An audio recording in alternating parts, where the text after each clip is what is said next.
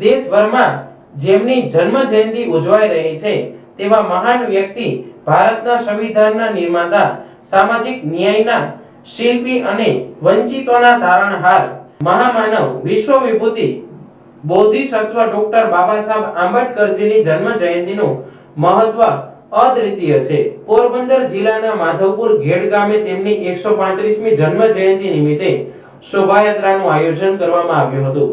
આ શોભાયાત્રાએ એકતા અને જાગૃતિનો અનોખો સંદેશ આપ્યો હતો.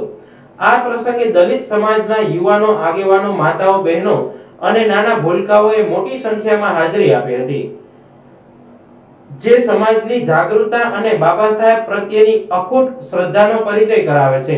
સમગ્ર વાતાવરણ જય ભીમના નાદથી ગુંજી ઉઠ્યું હતું, જે હૃદયમાં નવી ઉર્જા અને આત્મવિશ્વાસ ભરી રહ્યું હતું. ડોક્ટર બાબા સાહેબ આંબેડકરજી એક વ્યક્તિ નહીં પરંતુ એક વિચારધારા છે.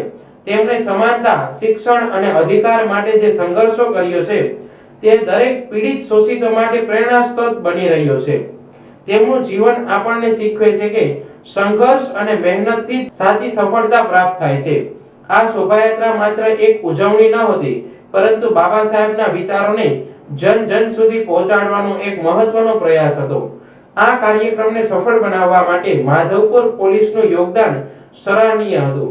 નવનિયુક્ત પીઆઈના માર્ગદર્શન હેઠળ સમગ્ર પોલીસ સ્ટાફે ખૂબ જ સતર્કતા, સંયમ અને ફરજ પ્રત્યેની નિષ્ઠાથી કામગીરી બજાવી હતી, જેના પરિણામે શોભાયાત્રા એકદમ શાંતિપૂર્ણ માહોલમાં પૂર્ણ થઈ હતી. સમગ્ર કાર્યક્રમનું શાંતિપૂર્ણ રીતે સમાપન થતા સમાજમાં એકતા અને ભાઈચારો વધુ મજબૂત બન્યો હતો.